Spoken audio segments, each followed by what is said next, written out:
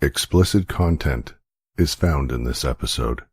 Listener discretion is advised. Welcome back to the True Crime Fan Club podcast. I'm your host, Lainey. In part 1, I covered the twisted tale of Walker and Peggy Rayleigh. In part 2 of Murderous Ministers, you will hear about the meek minister's wife who took matters into her own hands and gunned down her husband. Okay, on to the show.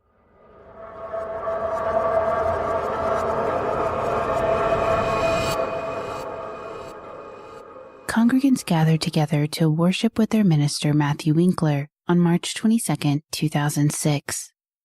It was nearing the start time, but Matthew, his wife Mary, and their 3 children had not yet arrived. Many of the attendees lost themselves in conversation and noticed it was now 7:00 p.m. This was not like Matthew. He was responsible and always communicated when there was even a chance there would be a change in plans. They looked around at each other, concerned. One of the elders in the church stood up and announced that he would call the families home to check on them. Everyone nodded and felt somewhat relieved. Surely there was an explanation for their absence. The elder walked into the church office and called the Winkler residence. The phone rang and eventually the answering machine picked up. The elder left a message and hung up. He walked back into the sanctuary and announced that there was no answer at the Winkler homestead. They decided to wait a few more minutes. Maybe they just walked out the door. They should arrive to the church within the next 5 to 10 minutes if that was the case. When those minutes passed, the elder called again. No answer. The congregation was now worried about the family. They urged several of the elders and the church deacons to go to the Winkler home. The church office had a spare set of keys to their home, and the home was less than a few miles away from the church. When they arrived at the Winkler home, there were no lights on, and it seemed eerily quiet. They knocked on the front door, but no one came. They entered the home using their spare set of keys and walked around the darkened house, calling out for the family.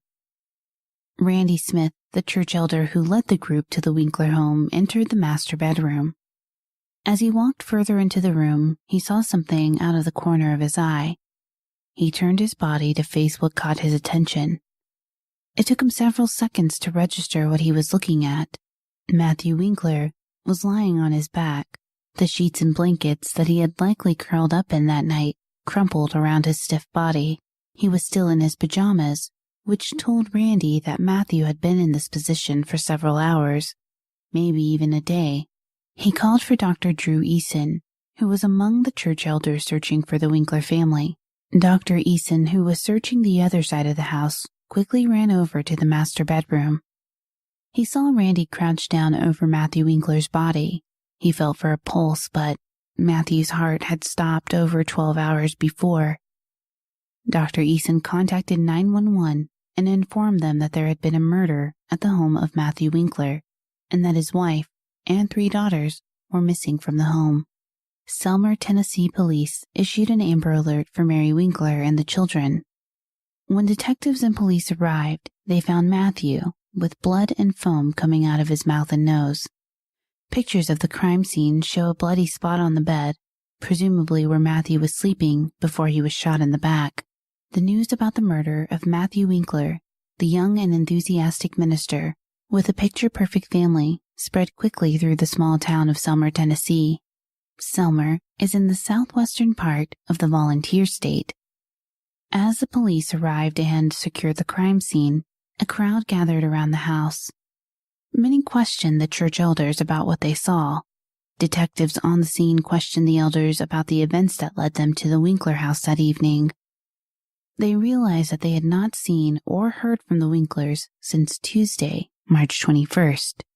They told police that Matthew would have never been late to the Wednesday night service. He was the epitome of dependability. As crime scene technicians processed the scene and took photographs, they noticed the phone near Matthew's body had the phone cord removed from the receiver. The detective responsible for the case, Roger Rickman, knew he would need the aid of the Tennessee Bureau of Investigations. Selmer police just didn't have the experience to take on a case of this size. They had no idea how right they were. Mary Winkler was calming her eldest daughter down while she was frantically asking about her father. A loud bang startled her awake. Confused by the sound, she went to her parents' bedroom, and she saw her father on the floor groaning, asking his wife, why. She asked her mom what was wrong, and Mary quickly ushered her out of the room. She ordered her to wake up her sisters because they were leaving. Mary closed the bedroom door behind her and gathered the family in their minivan, leaving her husband to bleed to death in their shared bedroom. She was calm as she drove away towards Jackson, Mississippi. She spent the 4-hour drive fielding frantic questions from her daughter like, "Was Daddy okay?" She answered yes, help is coming for him. She hoped that would be enough for her daughter. She couldn't wrap her mind around what just happened. They pulled into the Fairfield Inn motel and fell asleep. They were all exhausted. When she checked her phone, she had several missed calls. She turned her phone off. She only wanted to focus on the time she had left with her daughters. The next morning, they woke up and got back on the road. She wanted to take the girls to the beach. They had never been to the beach, at least not a time they would remember. She wanted to create one last, wonderful memory with them. She told them that their daddy was in the hospital, getting the help he needed. She refused to acknowledge what really happened. She just wanted these times with her children to be happy because what was to come was going to affect them so negatively. She was now in Orange Beach, Alabama, and 6 hours away from the crime scene she left behind. They ate breakfast at the Waffle House and then spent the rest of the morning at the beach. While the other children played, Mary looked on while holding her youngest daughter. She had flashbacks about the early years of her and Matthew's marriage. How did she end up here, sitting on a beach, watching her 2 eldest children playing, oblivious of their father's demise? Mary Carol Freeman was born on December 10th, 1973, in Knoxville, Tennessee, to Clark and Mary Freeman. In 1975, the Freemans welcomed youngest daughter Patricia. Her entry into the world was rife with medical problems. She suffered from cerebral palsy, encephalitis, and spinal meningitis. Mary bonded with Patricia instantly. She loved and watched over her younger sister, doing the best she could to help her mother with her care. When Mary was 13 years old, she experienced her first real loss. Her now 11-year-old sister, Patricia, passed away after suffering a heart attack during a bath. The loss was sudden and unexpected for the entire family. The Freeman family turned to their faith, the Church of Christ. They didn't believe in seeking advice or counsel outside of their church. As they mourned their loss, the Freemans were granted custody of 5 siblings they previously fostered. The news was unexpected but welcome due to their recent tragedy. Mary was known to be quite stoic. She carried herself maturely and was good-natured to her friends and family. She was just very amiable and inviting, often creating a welcoming environment for new congregants, friends, and family. Mary was very devout in her faith, so much so that when she was away at college, she would phone into the weekly Bible study her family held in their living room. In 1994, she attended Freed-Hardeman University in Henderson, Tennessee. She became active in social organizations, including an evangelical forum group on campus. It was during one of those meetings that she met Matthew Winkler. She immediately noticed his athletic build, consuming charm, and good looks.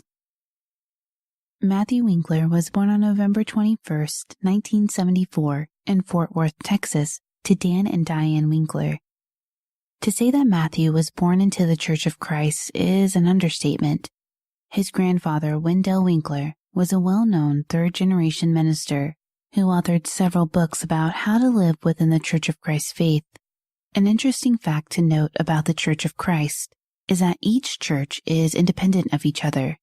They are completely autonomous from any other Church of Christ church, even if it's down the street. Realistically, each minister had complete control over how to lead his congregation. They are consistent with the belief that women are subservient to men and should not hold a leadership role within the church. When Matthew turned 5, his father graduated from seminary and began seeking jobs as a minister throughout the country. They became accustomed to moving. The family had all they needed in their church community. The children acclimated well to the change. The family settled for a time in Decatur, Alabama. The boys began to play sports and found they were exceptionally well at football. Each had a different attitude towards the sport.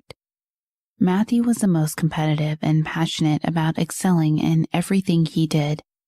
He graduated from Austin High School in 1993 with the title Most Popular. Matthew admired his father and wanted to carry the 4th generation of the Winkler name to the pulpit. He attended Freed-Hardeman University in Henderson, Tennessee, which is where he met Mary Carol Freeman. Their courtship was rather short. It only lasted 3 months before he was visiting Clark Freeman, Mary's father, to ask for her hand in marriage. By April 1996, they were married. Their marriage wasn't the romantic whirlwind Mary was expecting. They both dropped out of college, no longer supported financially by their parents. They opted to find employment and save money. Mary felt happy initially, but when her and Matthew finally moved in together, she saw a new side to him. He was passionate, sure, but his passion sometimes turned to anger. The kind of anger that caused his face to turn red, or to put his face or finger inches away from her own. She became pregnant shortly after their honeymoon and excused Matthew's behavior as stress related to the impending birth. She encouraged Matthew to continue earning his degree, which he did. Despite him being a youth minister, it was not enough to sustain his family for the long term. He returned to school to earn his degree in Bible study. In September 1997, the couple welcomed their daughter, Patricia Diane. She was named after her Aunt Patricia and paternal grandmother. Patricia was the apple of her mother's eye. She was so in love with that baby, and Mary was happy and thankful to be near her family who could help her so that she could return to her job at the deli counter. She worked at the nearby Piggly Wiggly to help support her family while Matthew earned his degree. He graduated in 1998 and accepted a job in Baton Rouge, Louisiana. Mary was devastated by the change. She had never been this far from her family. Her mother was growing increasingly ill with cancer. She also found out that she and Matthew were expecting their second child. Mary's mother lost her battle to cancer in May 1999. Mary was devastated over the loss and prayed that they made their way back to their home in Tennessee.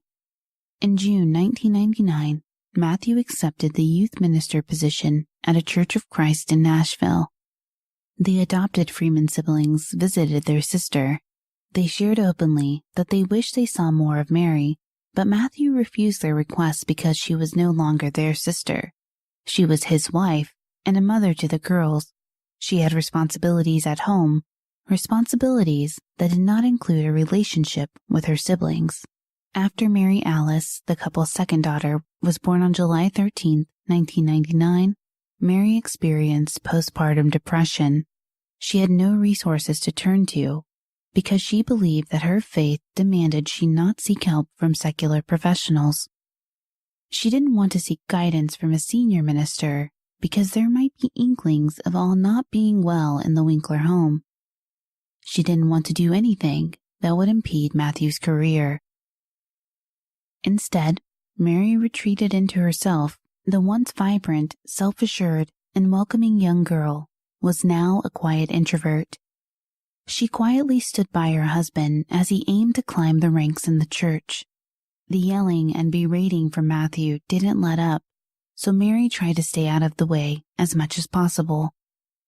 That wasn't always possible, because according to Mary, Matthew began to periodically abuse her. During a church softball game, Mary was injured when a softball hit her in the face. She didn't seek any medical attention, but it would later become necessary after Matthew kicked her in the face. He knocked a glass vase off the table when Mary bent down to pick it up. As she bent over, Matthew took the opportunity to kick her in the mouth. She couldn't live this way anymore. She wanted a divorce. Matthew told her, under no uncertain terms, would they divorce. Nothing was going to affect his ability to remain a minister in the Church of Christ.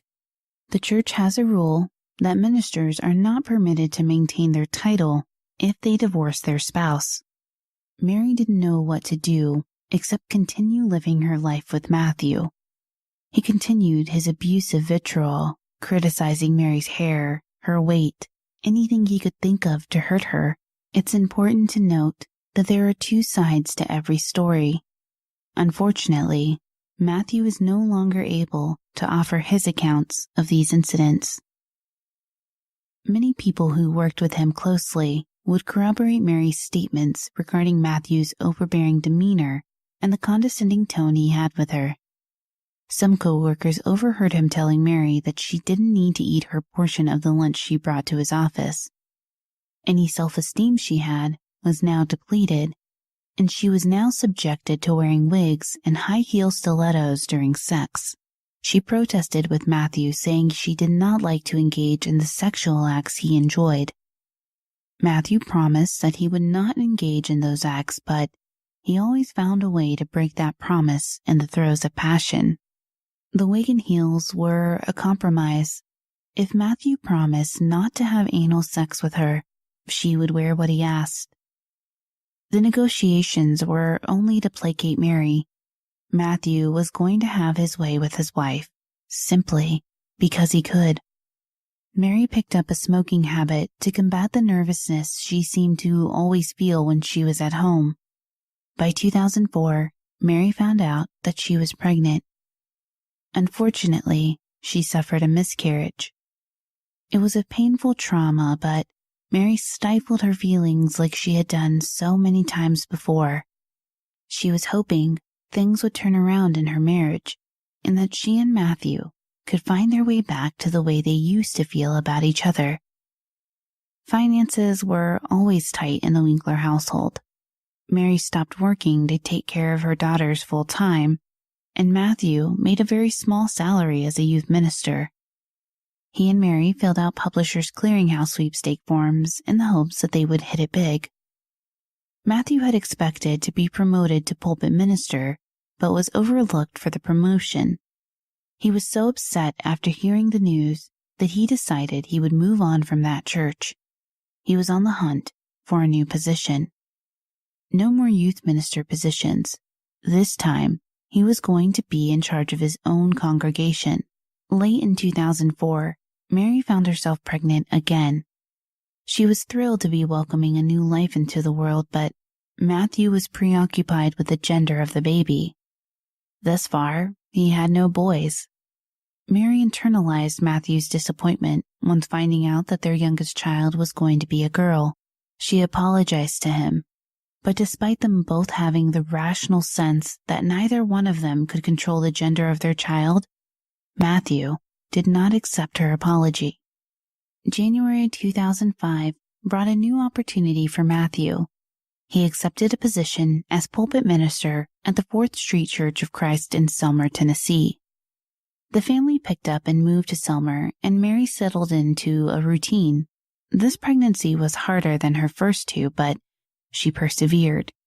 Matthew quickly asserted himself in the church and in the neighborhood.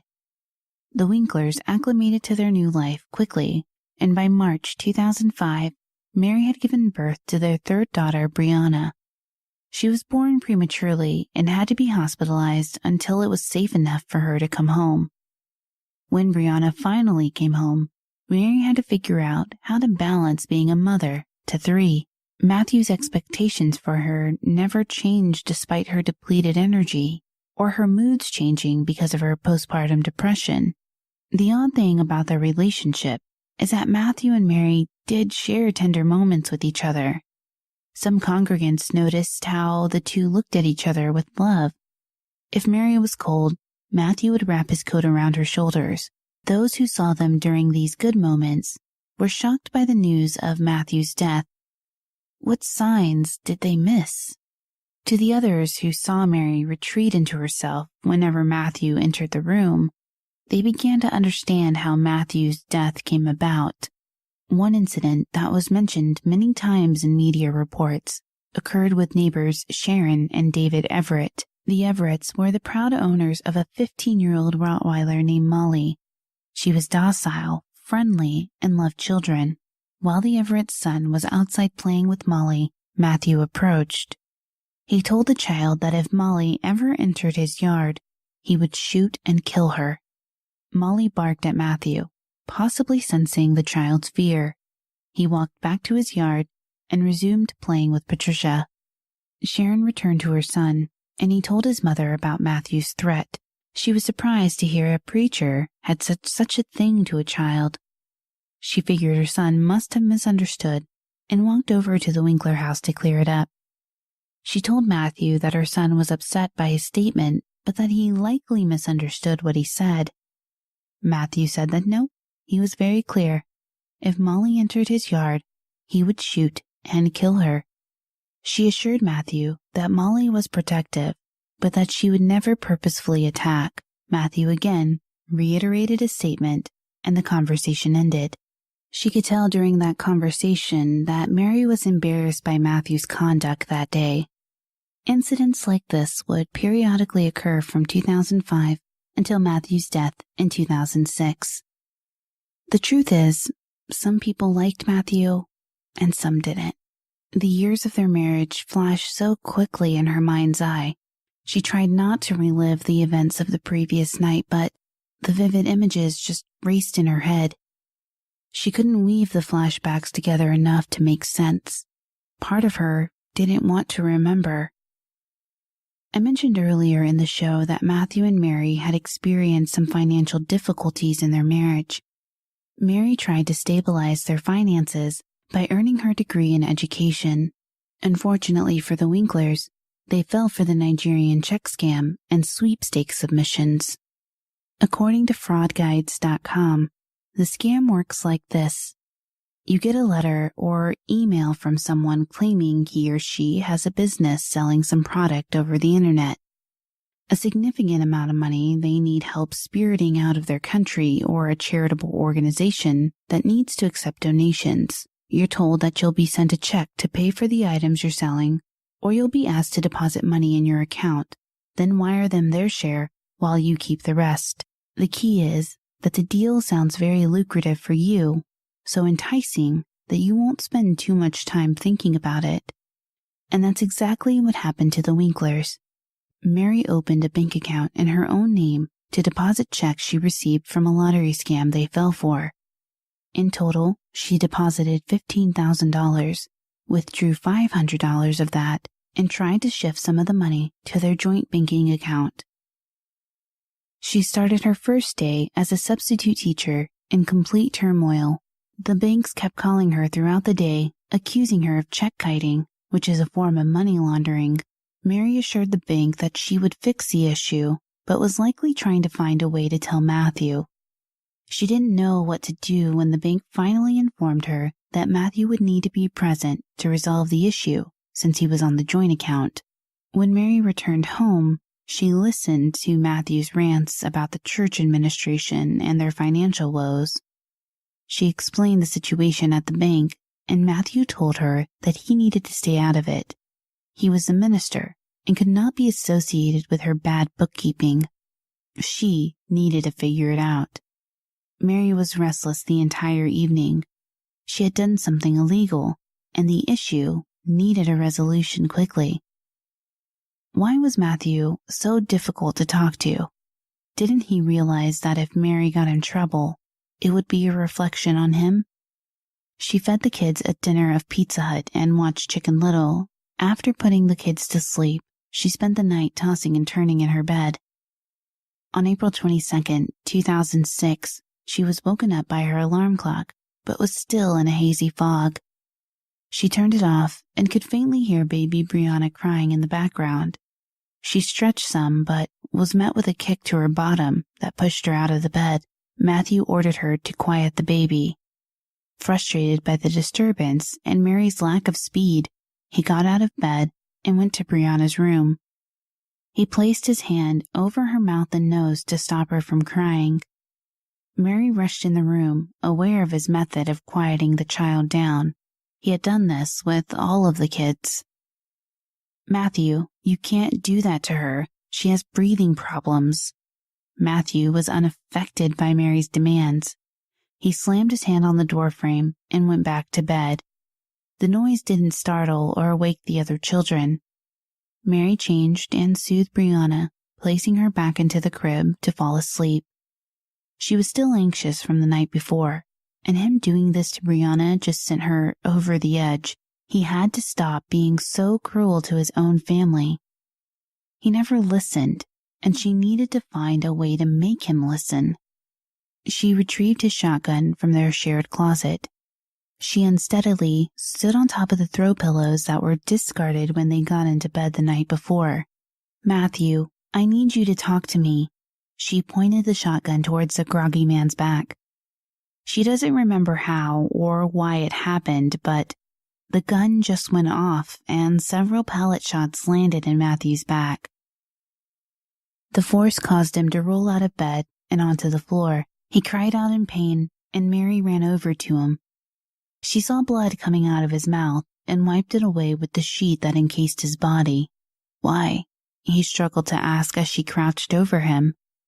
She apologized to him, said she loved him, and that she was scared. Patricia Ann, their eldest daughter, had already walked in and heard her father's dying words. Mary's mind was now back at the beach. The memories of that morning were too hard to digest. She was giving the girls one last good day before she drove them to Dan and Diane Winkler's house. The girls would be safe there, and she could go back to Selmer to face the consequences of her actions. She gathered the children and got into the minivan. They went back to the hotel and cleaned up. They rested a while before heading out to find something to eat.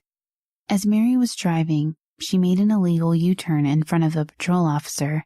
The officer pulled Mary over, and she seemed calm, despite what she knew.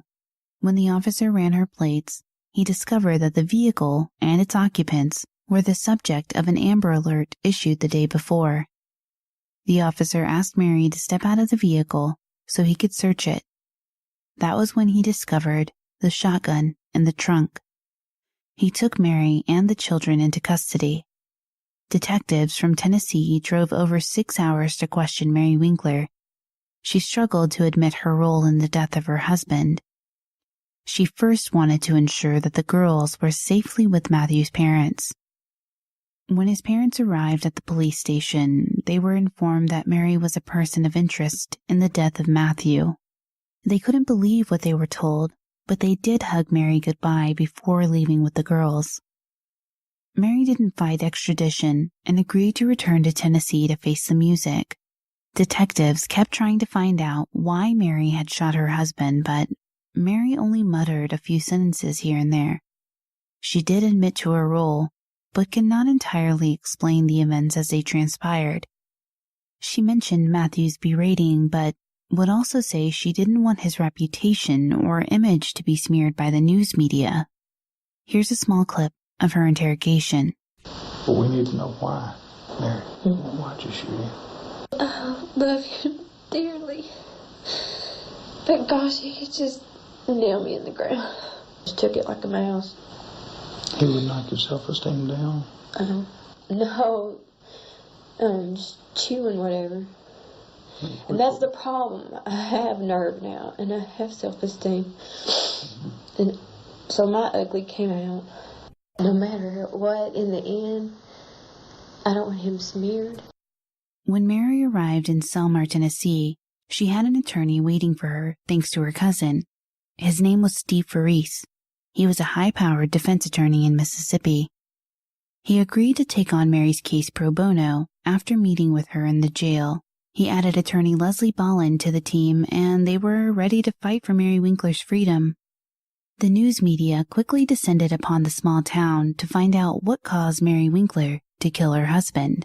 Reasons for Matthew's death slowly leaked out by law enforcement officials or the community at large. Gossip and rumors plagued small towns, and Selmer was no different. On March 27, 2006, Mary was arraigned and officially charged with the first-degree murder of her husband. Mary was tightly wound after the arraignment and just wanted to shut the world out for a few days. She didn't have that opportunity, as she spent the next few days visiting with her attorneys, father, and other church members. Throughout the conversations, Mary expressed her love for her husband and remorse for her actions. She feared for the day that her children would be permanently taken away from her, but maybe she deserved this. After all, she had taken their father away from them. Was this her just punishment? On March 28, 2006, America watched Matthew Winkler's friends and family lay him to rest. The media snapped pictures of his 3 daughters looking somber and confused.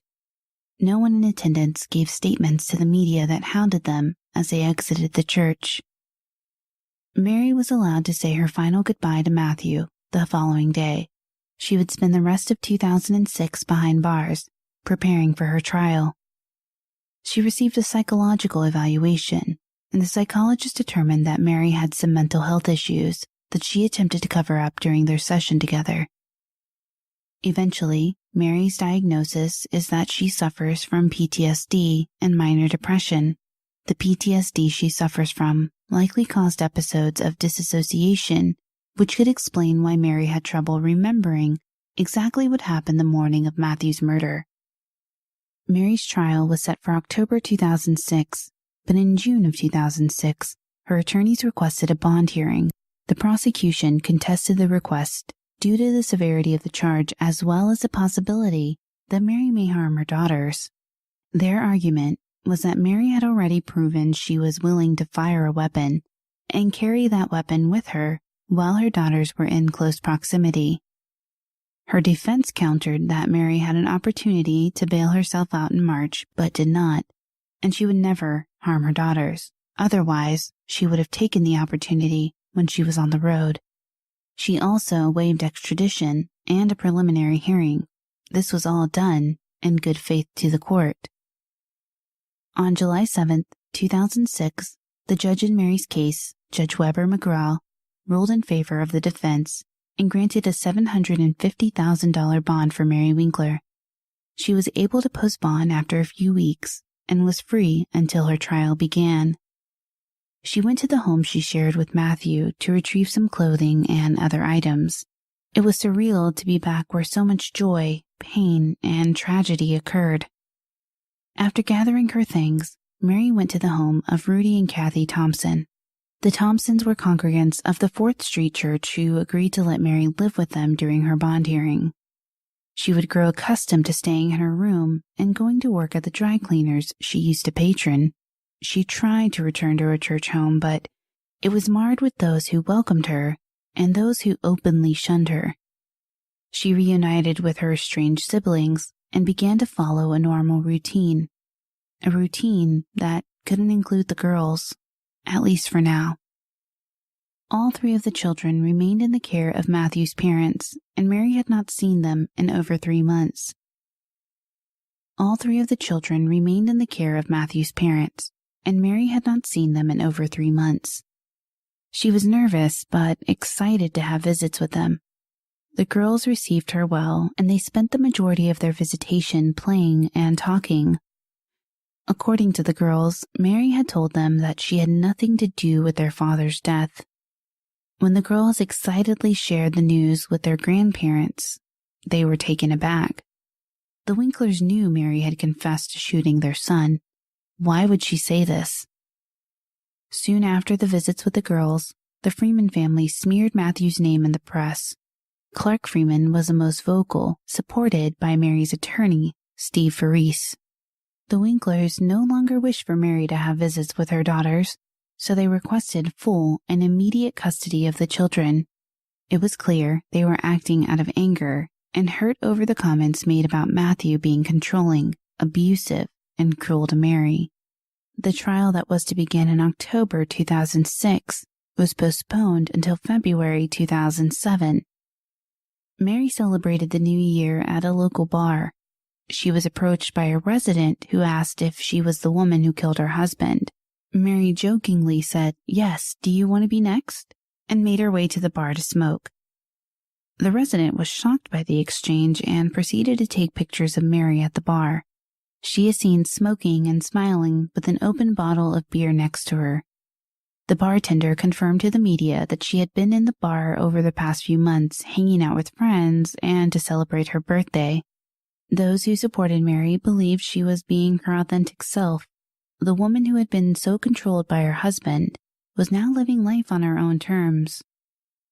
Others felt that Mary murdered Matthew in cold blood and felt no remorse for what she did. If she was truly remorseful, she wouldn't be drinking and making jokes about murdering someone else. Didn't she miss her kids? She wasn't acting like it. Her trial was once again rescheduled to April 9th, 2007. The prosecution offered Mary several plea bargains, which her and the defense team she had by her side refused. Her team was confident that Mary would be acquitted of any charges brought against her. The Winkler family was also preparing to sue Mary for the wrongful death of their son. They were requesting $2 million in damages. Mary then faced the Winklers in family court to contest their custody request. Mary's attorney alluded that the Winklers were keeping the children from her, which the Winklers denied. The judge in the case requested to speak to the eldest girls alone regarding their experience. When she returned to the courtroom a few weeks later, she was shocked by the amount of collusion occurring between the Winklers and the state prosecutor.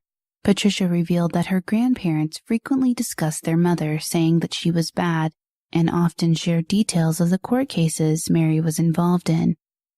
The judge ordered that both children go into counseling to deal with the emotional trauma from both sides.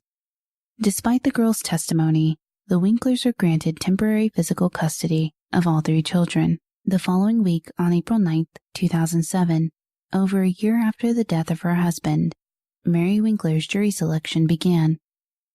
By Wednesday, a jury of 12 women and 4 men were selected to decide the fate of Mary Winkler. The trial began on April 12, 2007. Mary opted to dress in conservative clothing. The media made mention of her cross necklace and the fact that she was still wearing her wedding band. Many were confused by this gesture. After everything she claimed to have been through, how could she still love this man and wear her wedding ring?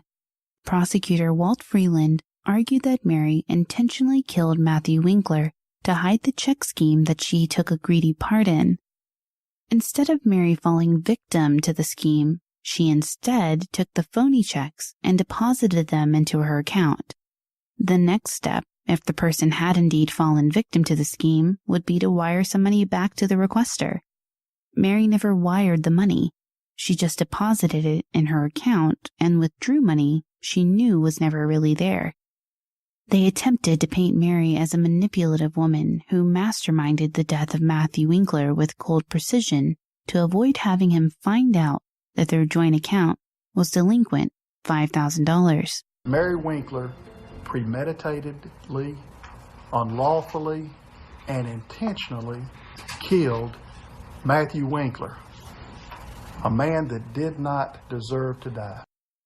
The defense countered that Mary was an abused woman who was in constant fear of the man she loved. Mary Winkler had what appeared to everyone a marriage made in heaven, but behind closed doors, it was a living hell.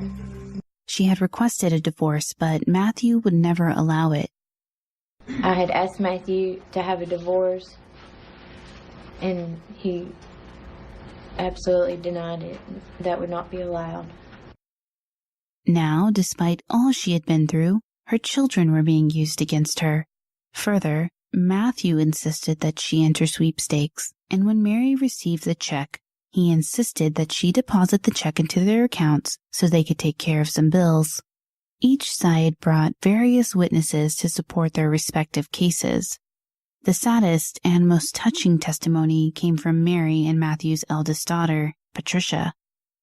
She was asked if her father was a good father, to which she replied that he was. She was also asked to recall what she saw the day of her father's murder.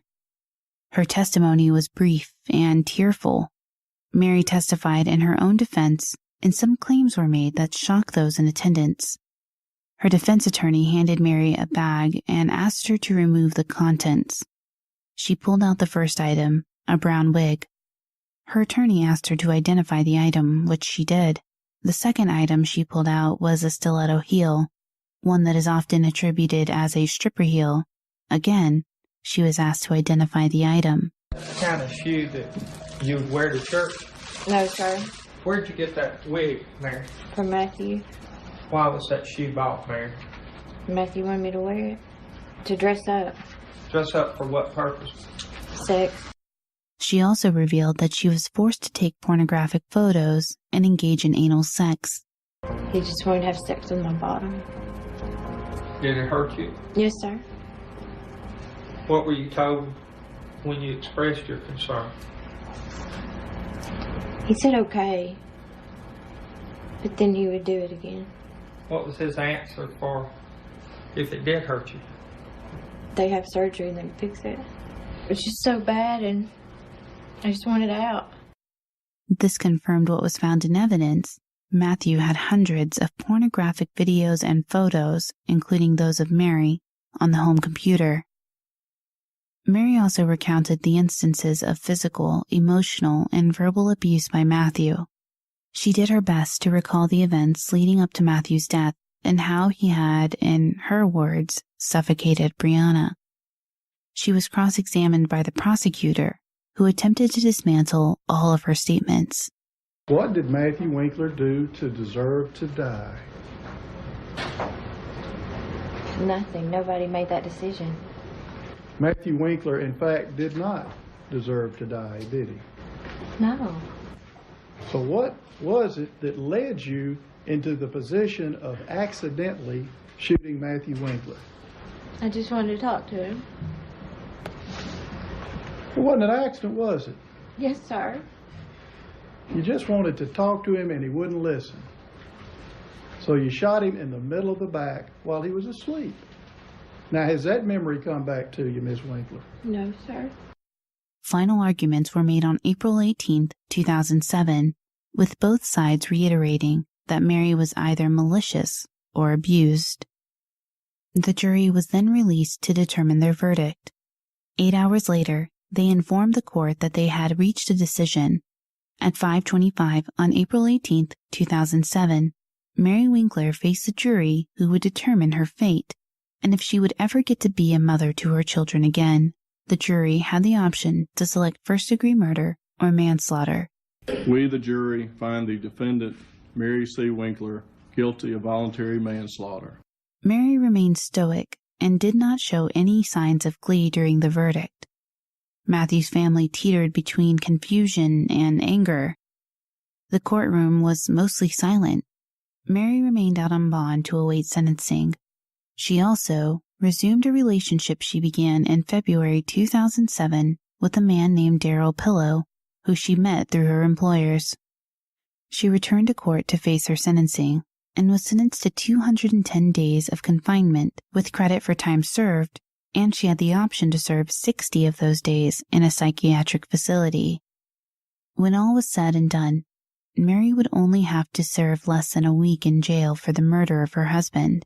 I think of Matthew every day in the guilt, and I'll always miss him and love him. There were bad times, but there were good times, and I wish I could have that good Matthew and that we could live together forever. She was to be under court supervision until 2010. On August 15, 2007, Mary was released from county jail and resumed her life. She ended her relationship with Daryl Pillow and pursued full custody of her children. The custody battle continued until August 1, 2008, when Mary and the Winklers came to an agreement outside of the court system. Soon after, all three of the girls returned to their mother's care. She made several media appearances in the years following Matthew's death, but has remained relatively mum on the subject. I suspect that this has to do with the girls growing older. A Lifetime original movie called The Preacher's Wife, starring Rose McGowan, was released in 2011, and it's based on the Winkler family. So, what do you think? Do you believe Mary's story, or do you think she got away with murder? Share your thoughts with me in the Facebook discussion group. Just search for True Crime Fan Club Podcast. Okay, fan club members, as I conclude this episode, my one question to you is, how will you sleep tonight? If you want to hear part 3 of Murderous Ministers, consider joining us on Patreon, patreon.com/TCFCpod. We would like to welcome to the club our most recent Patreon supporters, Veronica M., Allie M., Dina B., and Margot S.